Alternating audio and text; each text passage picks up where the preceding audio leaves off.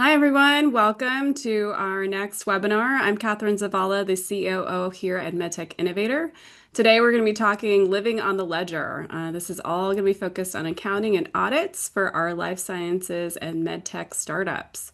I'm joined by a really great panel of experts here. So I'll start with a quick intro of each of them and have them give each of their backgrounds. So let's start with Kevin.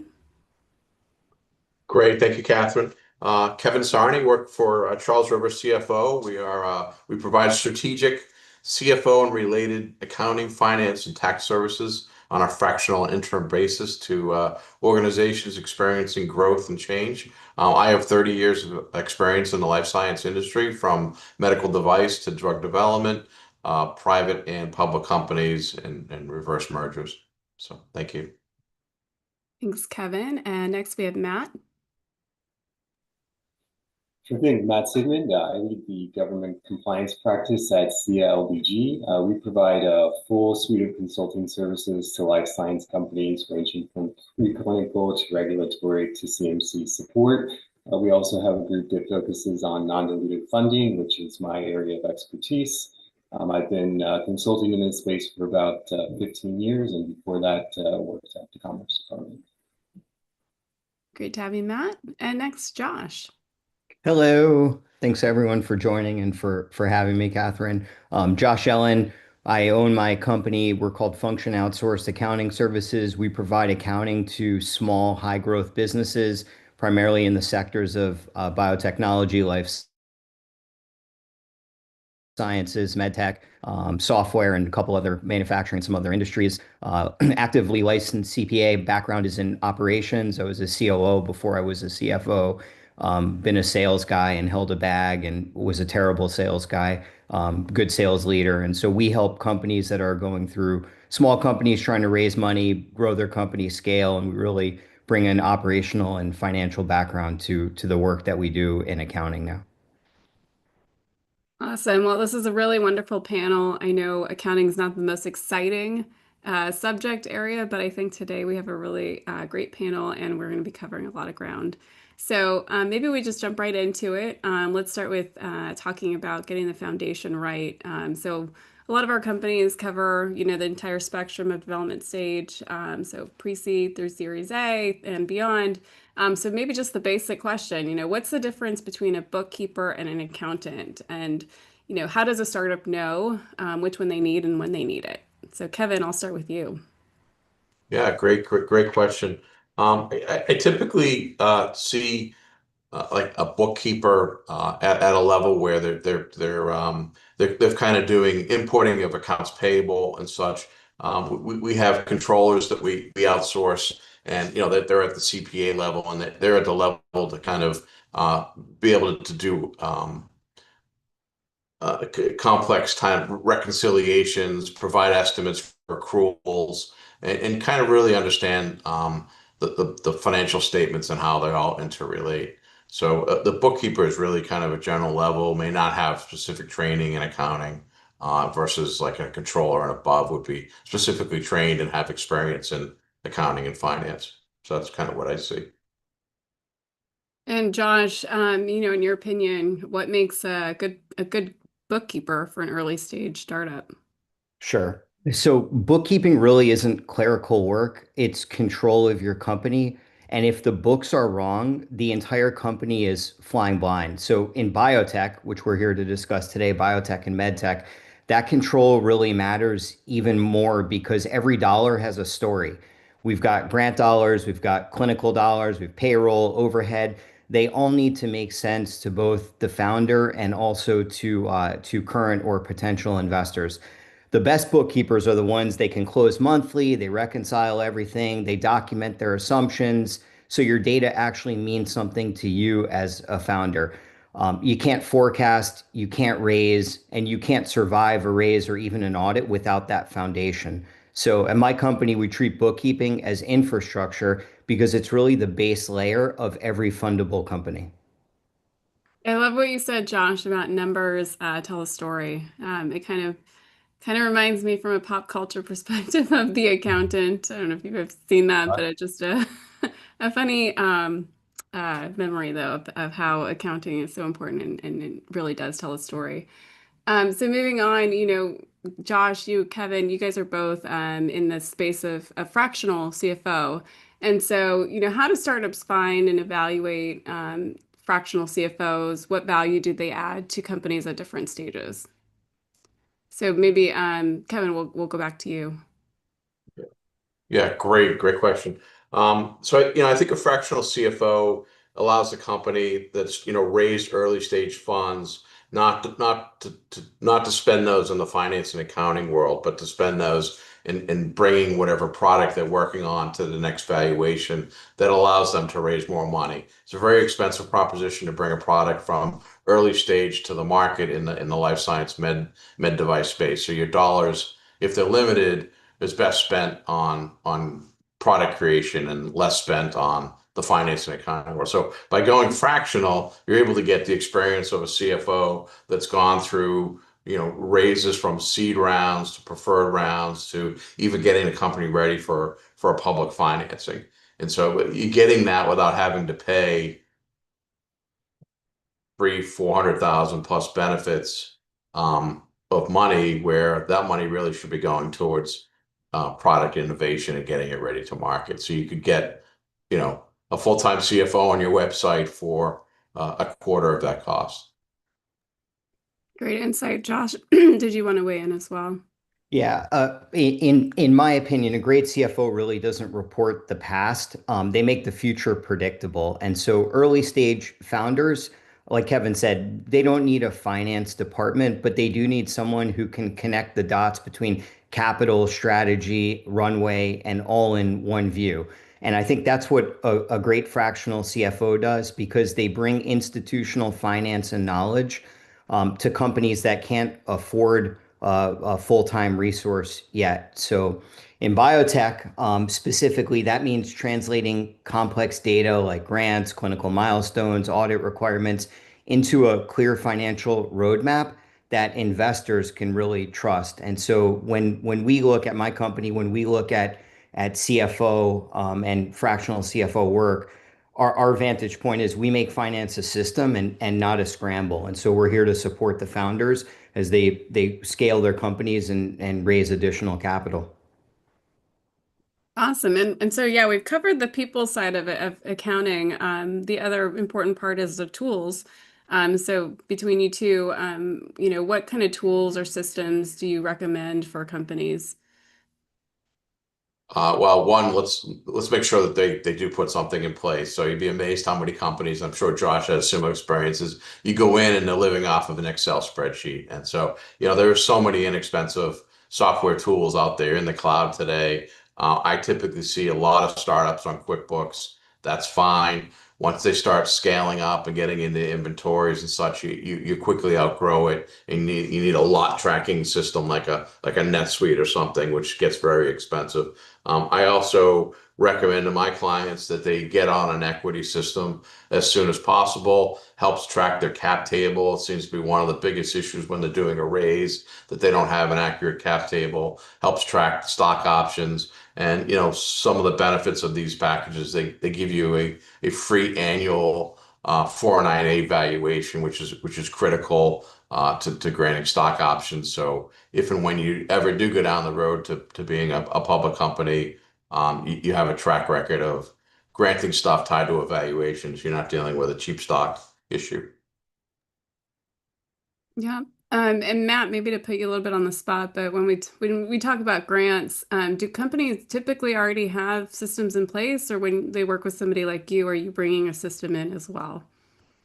Typically, organizations would already have some sort of baseline system in place. A lot of the companies we work with are starting out on QuickBooks, which is okay, but can be challenging to manage government contracts or grants. And so, typically, if you are receiving a larger, multi-million-dollar award, we would typically recommend upgrading that system to something that's a little more sophisticated in handling project accounting, cost centers, and departments. And a lot of times you can build that cost into your budget for your contract or grant, especially in the indirect cost rates. That's a great point about building that into your budget. And Josh, maybe I'll just turn to you just because tools are so important. Do you have any recommendations for tools? And also, maybe also similar question, like, if a company doesn't have one, then do you help with implementing one?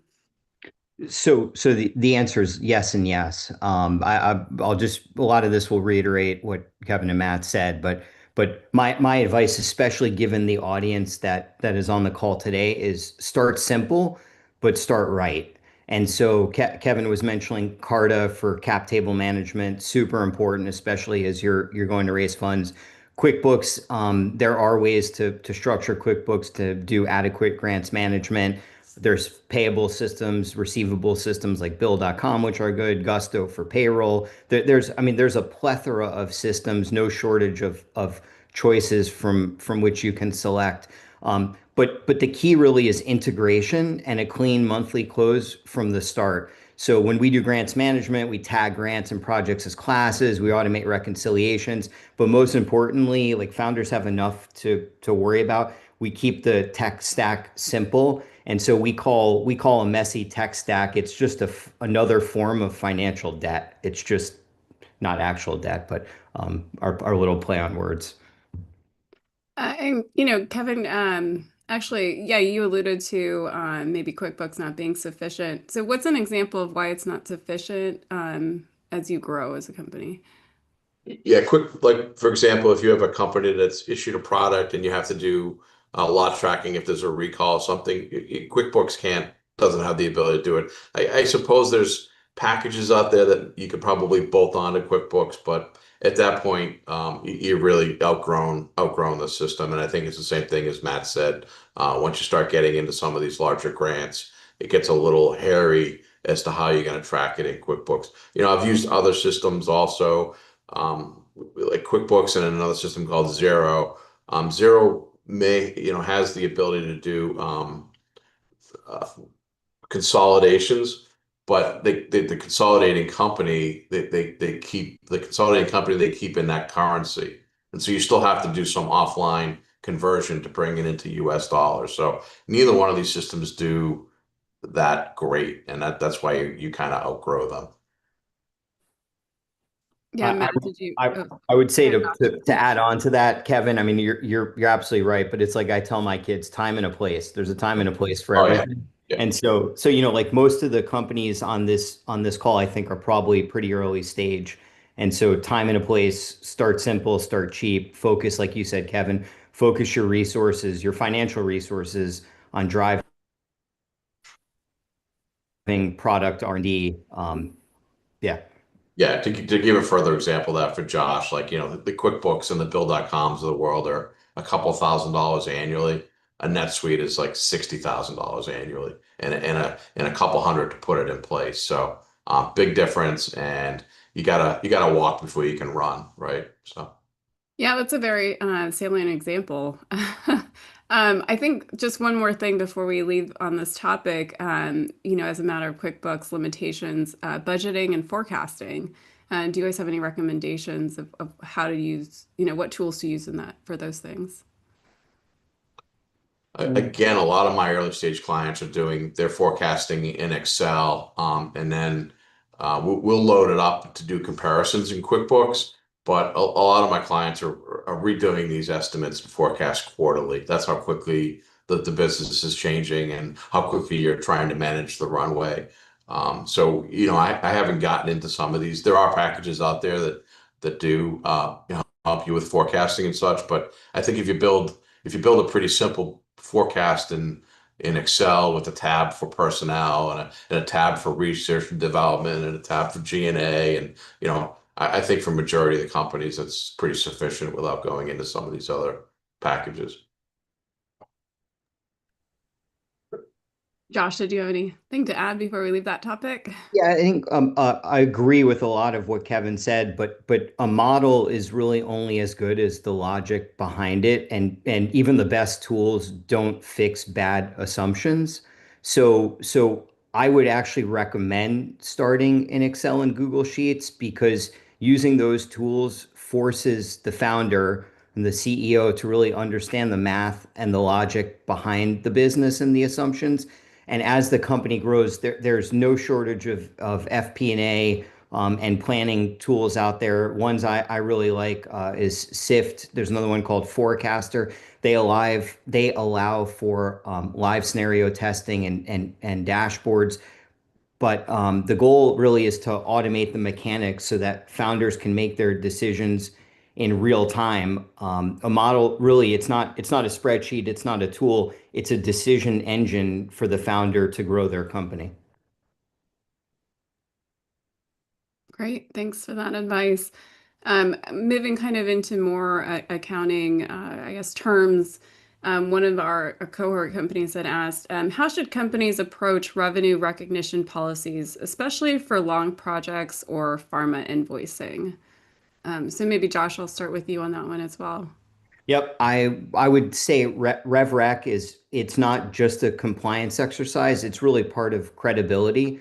So there are accounting standards codification, which is the rules behind accounting. So ASC 606 really governs how RevRec should happen and how companies need to map contracts, milestones, delivery, and all those things trigger when revenue is recognized. I think in pharma, Kevin probably has a lot more late stage experience than I do in this, but I would say when you really get to the sales side, things like gross to net adjustments, rebates, chargebacks, returns, there's just so many factors that go into revenue recognition.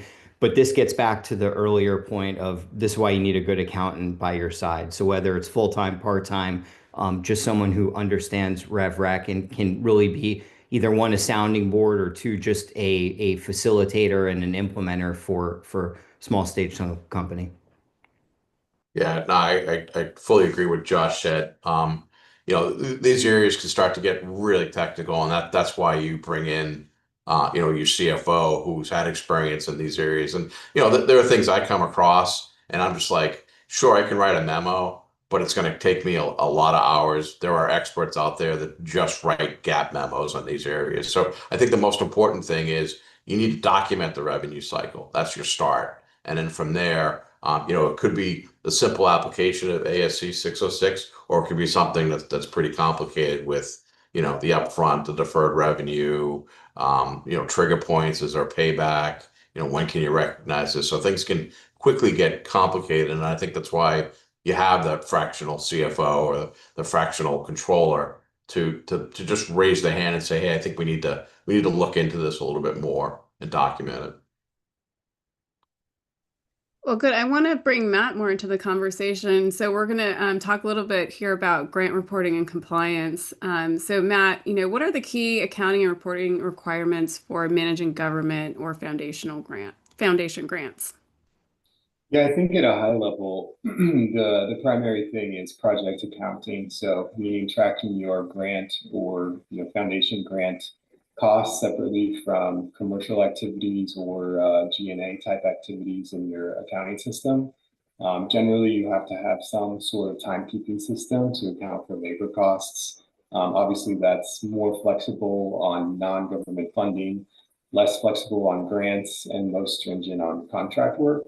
And then I think the other key piece would be accounting for your indirect costs, calculating that correctly, forecasting it, going through audit, and making sure you're excluding unallowables from those calculations. Yeah, so a lot of our companies, I think, are transitioning between the types of revenue they bring in. For example, like a lot of them start with a lot of grant funding, so they've got systems in place for that, and then now they're raising equity, so they're bringing in those types of dollars. Or sometimes it's the reverse, right? They've got some friends and family, raised some rounds, and now they're actually bringing in some grant funding. So, Matt, maybe going back to you, how should startups separate and track, the grant funded versus commercial activities? Yeah, I think at a high level, it's as simple as creating separate project codes, cost centers, or departments to delineate, a specific contract from another, from a grant, or from a commercial or internal funded project. And similarly for indirects. So typically, you would just have a set of different cost centers, departments, or project codes to classify those. And then I think you alluded to this before about time tracking. So typically, how do you see people implement this? Yeah, timekeeping is the tough one because a lot of our clients don't require timekeeping until there is a grant or contract that requires it. So not only is it finding the system, but then it's, getting your employees to compliantly, execute, I suppose. And just at a high level, thinking about systems, my recommendation would be, look at your ERP and see which systems bolt onto that and what those offer. Typically, if you ask about DCAA compliance, that's the blanket for the compliant timekeeping system that you need. So in terms of a specific system, I would probably look at your ERP sort of synced systems. And then outside of that, a couple good ones that I know would be Clockify, Our Timesheet, or Unet's timekeeping solution. And those are all sort of standalone timekeeping processes that don't necessarily need to feed into an accounting system. Even for the folks that have to keep time all the time, I think Matt, Josh, and I have to do it.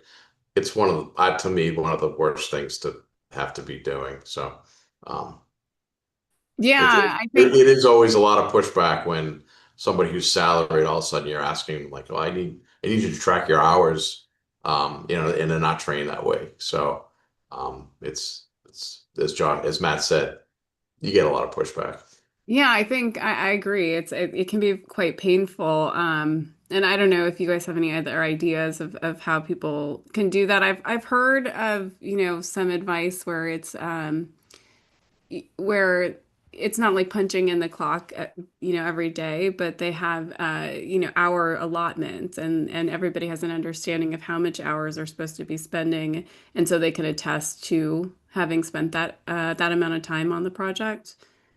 Yeah, I think the key is just like you said, is some sort of a attestation or record keeping, right? So whether you're having them do a paper time sheet, not ideal, not using technology that's out there today. But if you're, a small grant and there's only a few people working on it, maybe it doesn't make sense to make the investment like we talked about on the accounting system. So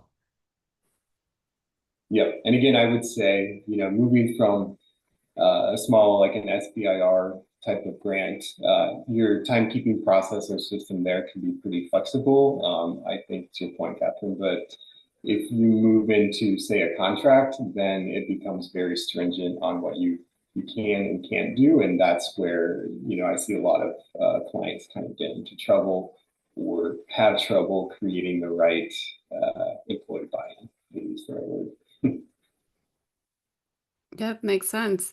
And then another topic that you brought up, Matt, direct and indirect costs. So, I think a lot of companies start to come across these terms when they're applying for grants and building those budget proposals. So how do you kind of go about that as far as especially estimating your indirect costs? Yeah, yeah. To start with the easy part, right? Direct costs. Typically that's some estimate of labor, and then for external costs, if you have quotes from vendors or sort of a contract for similar services in the past, those are easy ways to substantiate that. On the indirect side, so for grants versus contracts, in the grants, you can include certain line items of indirect cost as direct costs to a grant. And so a lot of times we see smaller organizations doing that, like think about a cell phone for an employee or whatever else. When you convert to contracts, you can't do that so much. So there's definitely a learning curve between those and kind of a rough transition period. But if you're forecasting indirect rates from sort of the larger perspective, you kind of have two options, assuming you don't already have approved rates. If you don't want to bother with it at all, the government will give you what's called the 15% de minimis rate, which means which you don't have to justify at all. You can just apply a 15% rate across the board to most of your direct costs. You won't have to audit that, and you won't have to substantiate that. But obviously for most companies that leaves a lot on the table. So then you come to calculating rates. And to answer the question, you can sort of use whatever's the best proxy for what you think the future state of your company will be. So if that's last year's full year financials, great. If it's a rolling 12 months, great. If it's a budget, great, or usually it's some combination of those, because a lot of times companies don't have a budget to the level of granularity needed to calculate indirect cost rates for government audit. Yeah, Josh, I know you have experience here as well. A little. So the SBA actually puts out a pretty comprehensive guide related to STTRs and SBIRs on allowables for direct costs and indirect costs. And so I would start by just knowing what's allowable and what's unallowable. A lot of the companies on the call right now, I got to imagine, are semi-familiar, but there are pretty stringent guidelines on what is and what isn't allowed, and those are spelled out very clearly, especially on the IDC side. There's also, with the STTR and the SBIR, there's a 7% profit margin that the government allows you to earn, and so they want to treat you like a business and understand that you should earn a profit on the work that you're doing to reinvest in your company. So going back, Catherine, to the earlier question, just about separate and tracking for grant funded versus commercial activities. Do it from the beginning. If it's not tagged, it doesn't exist. And this, it sort of all goes back to, if you're a founder and a CEO and a founder of a startup, and you know a little bit about finance, it's even worth it to have someone come in and do a quick consultation to ensure that you get everything set up correctly, and then you can drive it from there if that's something that you want to do. But just ensuring the compliance on reporting, tagging, accounting is really important for your current grant, and also if you want to get funded in the future. Yeah, I think you both have brought up a lot of great points. So I kind of want to dive in a little bit on some of these terms that you mentioned. Matt, you said something about approved indirect rates. So what does that process look like, and when is it worth it to go after a rate that's higher than 15%? So it depends on the company and their risk profile and sort of their objective. So I would say most times an organization would prefer to create an actual indirect rate versus using the 15% de minimis, just because that leaves so much indirects on the table that you're forgoing. And so the process to establish audited rates, typically, you cannot do that unless you are also submitting a proposal for some sort of federal award, whether that be a grant or a contract. They're generally not going to be willing to just sort of proactively audit, indirect cost rates for no foreseeable contract or grant award.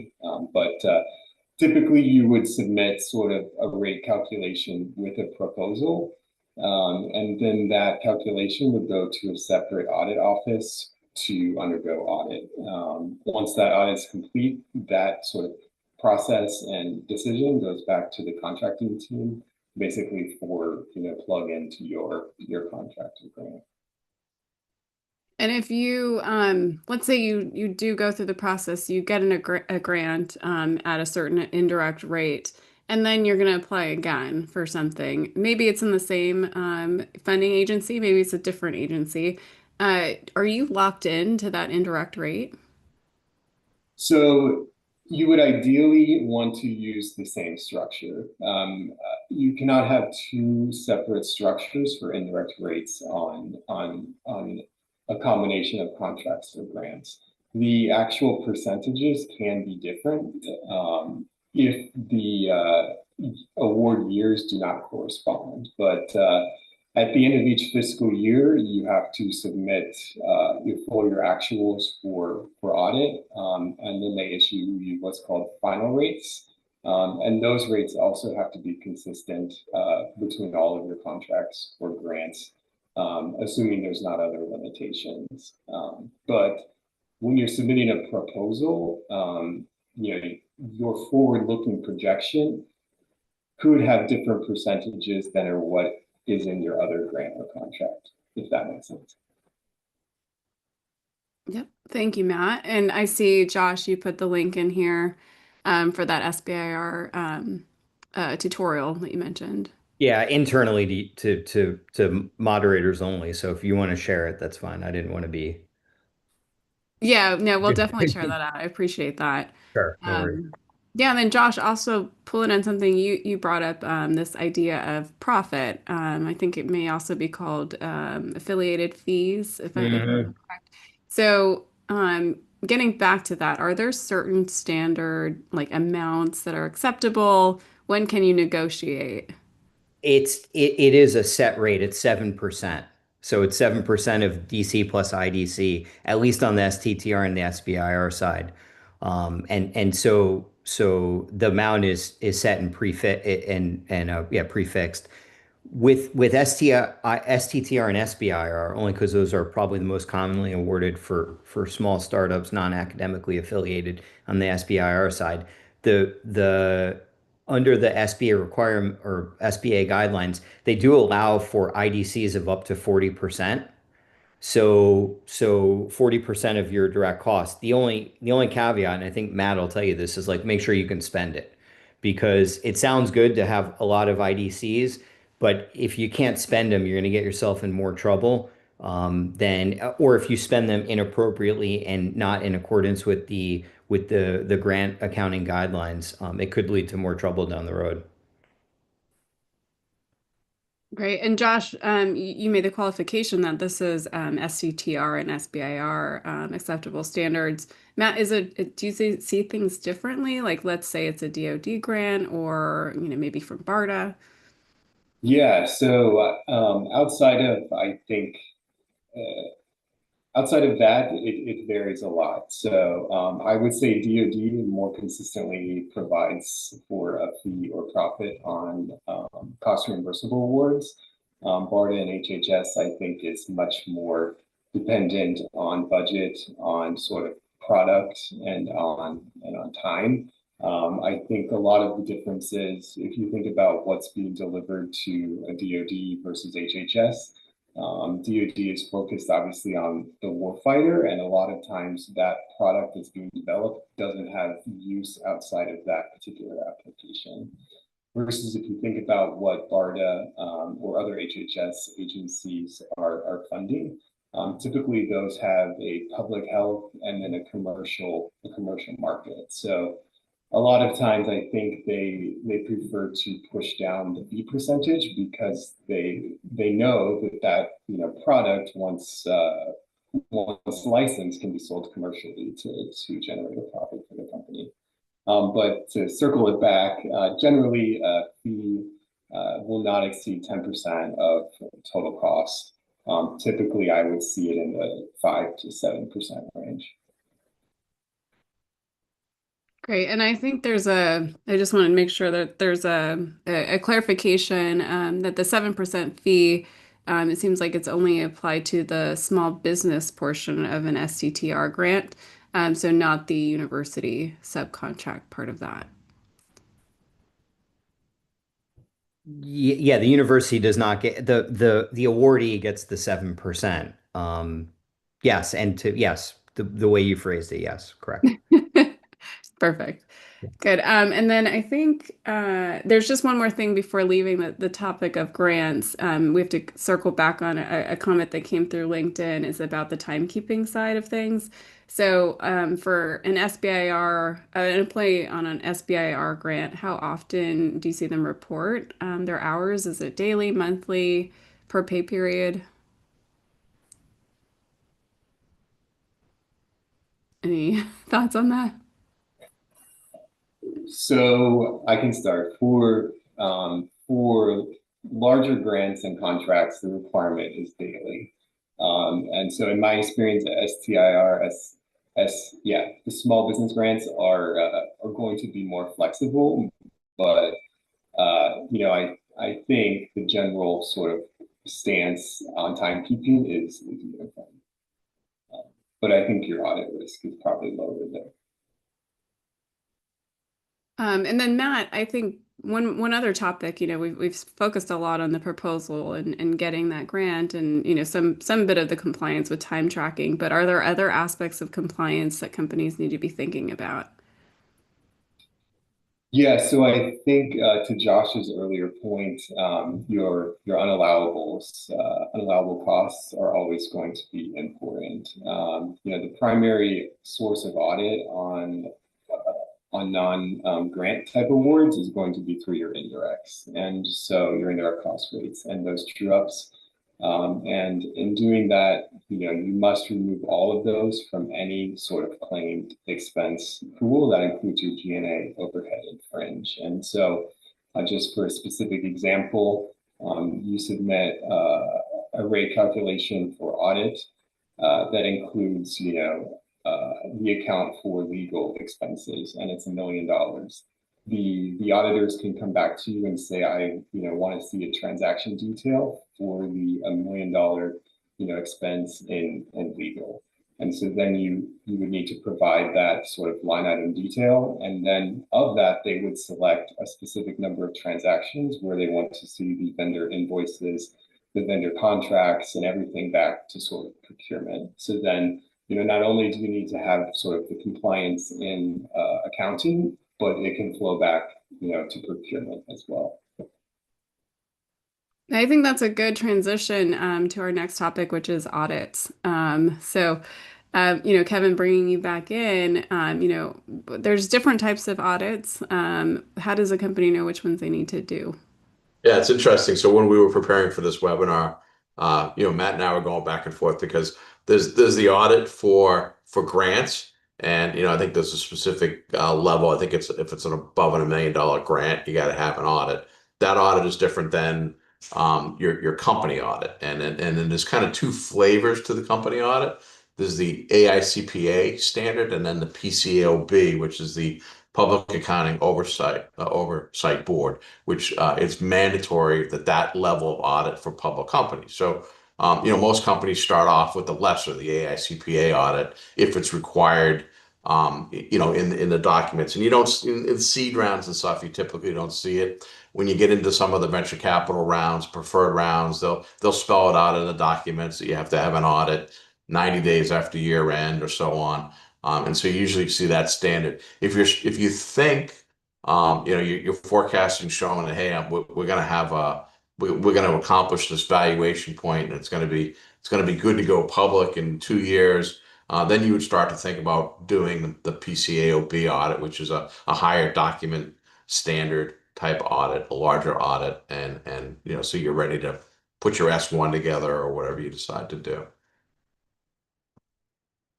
Great. And then also, I think bringing you in, Josh, when does a company start thinking about or planning for a financial audit or financial review? Yep. So the minute that a company accepts outside capital, so whether it's through VC, angel funding or grant funding, I would say that expectations change. And so planning early for audits to confirm readiness is important instead of getting to the point and then chaos is exposed.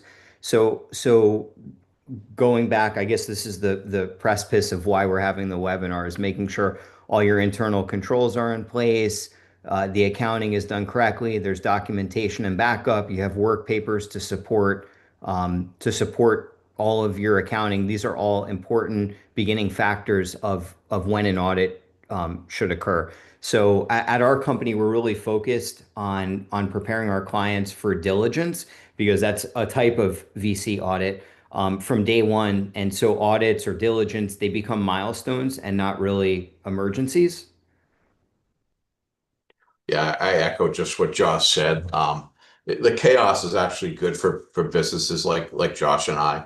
And so, we will get that call where the company needs to have their first audit for 2 years done, and you go in and there's stuff all over the place. It's not in a central data room. You don't have access to you can't put together, you can't do an AP or a cutoff. You don't have contracts supporting accruals. And so, doing that stuff from day one, although it's hard for an early stage that doesn't have a lot of money, is key. Or you pay us at the end to come in and clean it up at the last minute, and it typically is probably more money to do it that way. Yeah, maybe another basic question is, talk about the relationship between the accountant, CFO, and auditor. Are they all, different entities? Are they the same? Well, I think, by bringing in like Josh and I, we've gone through multiple audits. We know how to, we know what is expected. We know how it's presented. You present things cleanly, and it's a less painful audit than if you present things with a lot of mistakes and then they start to dig in. And so there is a certain, I guess, audit language that you pay for us to know how to negotiate getting through a successful audit. And then, sometimes it's also talking to the CEO, because a lot of early stage companies don't have the runway to do 12 months from when the opinion is given. And so it's a going concern financials. And a lot of CEOs think that that's the death kill, but it's not. You're an early stage company. You're given limited amount of funds on purpose. And so you're never going to have more than the 12 months plus cash that you need. You're always going to be in fundraising mode. So it's not that big it's not that big of a deal. And I think Josh brought up another good point is, documenting controls. Well, it's really hard to do in a small company where, it's a 10-person company. The key thing here is the segregation of duties. So you bring somebody in like Josh and I, and we put some formality to things. We'll do a closing binder. We're reconciling every item on the balance sheet. We're sitting down with the CEO. We're explaining to them the reconciliation so that they know what's in the financial statements. And if they ever go public, they're signing off on certifications that they know what's in their financial statements. So it's key to put that foundation in place. And that foundation is the building blocks for controls and having segregation of duties. So. And maybe Kevin, just to dive in more for some of the folks who are a little more newer to this, like what's an example of a segregation of duties? Sure. So, like we talked about earlier in this conversation, you have your bookkeepers and such, and so they're sending in the invoices that you come in. They send them into the accounting accounts payable system. But those folks, they also should not be doing the cash reconciliation and also paying bills. So you need to kind of break that out. And in a smaller company, sometimes it's the CEO that's signing the final check or pushing button on electronic payment. But it's key that that these reconciliations are done by people outside of the ones that are doing the payments and the ones that are inputting, so that they're not creating a fictitious invoice and then paying themselves. And you see it in some of the smaller environments. That's what you want to prevent. Yeah, Josh, I saw you go off mute. Is there something you wanted to add? No, no, you see it in bigger environments too. I mean, you read in Oh. the newspaper in every city about, a 30-year employee who was siphoning a few pennies off every year, and then eventually they get caught. They're issuing fake invoices, paying their invoices. So you want as many people touching different things as possible within the limitations of a small company. Yeah, that's absolutely not the statement you want in your financials. A going concern is not a big deal. Material weakness is. So. And Matt, we focused a lot on this, but how is a financial audit different from the type that you get for having a grant? Yeah, so from the government perspective, I think there's a couple different types of audits that you will go through. So I think the big one for grants would be the single audit or the program specific audit, and so uh, that would be for any type of grant. And the requirement is if you expend more than, I think it's $750,000 in your company's fiscal year, then you're required to complete that audit. You can complete a program-specific audit if there's only one federal award active in that year, and that would be more limited to that specific award. If you have more than one federal award active in a year, then you have to complete a single audit. which is more like a financial audit, looking at your systems and processes in place and how you account for costs. That specific audit must be done at the expense of the grant recipient. And the requirement is to hire an independent external auditor to complete the report. Once it's complete, that's just submitted to the government in what's called an audit clearinghouse. And so outside of that, the other typical audit that you might go through is an indirect cost rate audit. And I think similar to both Kevin and Josh, that's where, it pays to have someone help you start out right, then come in and fix later. Very often, we're engaged when the audit's already going on, and at that point, it's more of a mitigate the damage than improve, the situation. So. And I think the question a lot of people want to know is how much does it cost? I don't know if you have that. If it's pretty standard, how much a single audit costs? If what kind of dependencies there are as far as pricing. Yeah. So as you know, we do not perform those types of audits here, but just sort of in passing and guiding clients to folks that do. Last I knew that could range in the $40,000 to $60,000 sort of increment. I think if you have multiple programs spanning multiple years, if you're able to contract with one organization for multi-year audits, you can probably get some economies of scale on that. And before I go to you, Kevin, just quickly, earlier you said something about budgeting things, adding things to your budget. Can you add the auditing costs to your budget as well? Yes, you can. And definitely include that because it's a requirement of the awards. And so it is allowable. So I can add a little bit about the financial statement audit. Pre-COVID, there was a time when a lot of the big fours would give a budget audit just to get you, if they believed in your company, to get you in their door so that they'd make the money on the IPO. And those were the $30,000 a year audit. Those days have seemed to gone. I'm seeing folks outside of the big four, and their audit rates for private companies are close to 100,000 a year. The big four will not do that work. When you go public and you decide to move into the big four stratosphere, the public company audits, and you can look at the proxies and such. They're 500 and above. I have one client that's $1.1 million in audit fees. So it's a different ball game going public. There's D&O cost. As a private company, you may pay $50,000-$60,000 a year for D&O insurance if your board's really requiring it. As a public company, it's $1 million a year. So that's the cost of public money. And so I think, underlying this discussion of audit is something that I often hear our startups say is, how do I become audit proof? So maybe Kevin, I'll start with you on that topic. That was another one that we had talked about in preparing. So you can't become audit proof. You can become proof that that material weaknesses and such don't come up during the audit.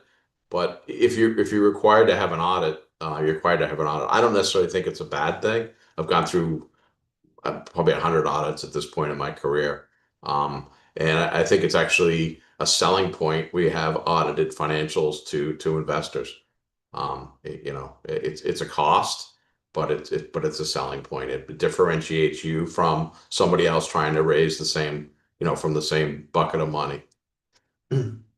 Yeah, and I think taking this from two different angles, so maybe I'll start with you, Matt. What are some like red flags that come up during these audits, and how can companies, prevent that? Yeah, I think actually to start to back up to the prior question, in working with any USG auditor, I think they're always going to find something. And so a lot of times, in working with our clients, it's also just sort of preparing them to to see that come back. There's always going to be a question cost. We're always going to have to explain it and sort of navigate the regulatory requirements with them. But I think the key red flags are going to be unsubstantiated costs, or again, unallowable costs in indirect cost pools.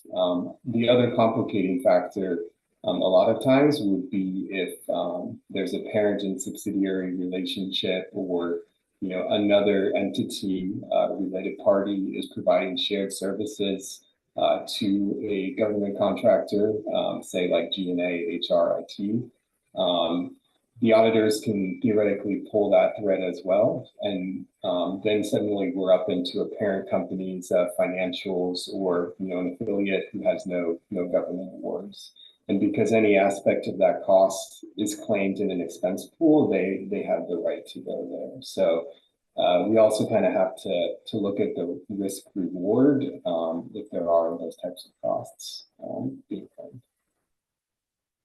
Yeah, and Josh, preparing for an audit, or even VC, you brought up the idea of diligence. Like, what are some like red flags, and how can teams avoid those? Yeah, we've talked a lot about government audit, so let me move to private audit, and specifically on the VC and the diligence side. We do a lot with VC backed companies.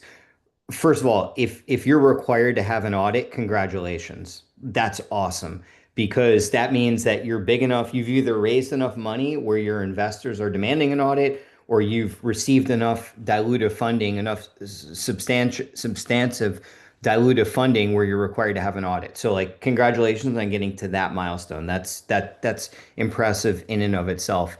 From the VC perspective, when you start raising money, the biggest red flag is when the numbers and the narrative don't match.